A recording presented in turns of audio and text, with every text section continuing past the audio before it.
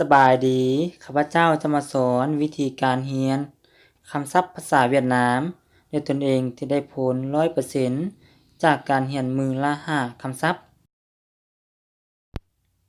ซินเจ้า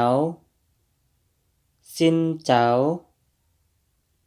สบายดี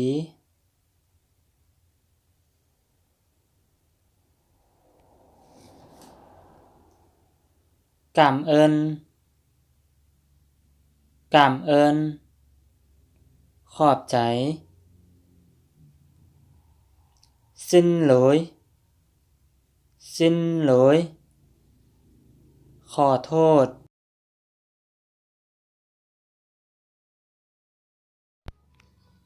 ตับเบียด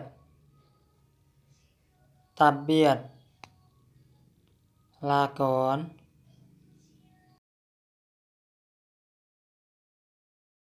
แห่นกับหลาย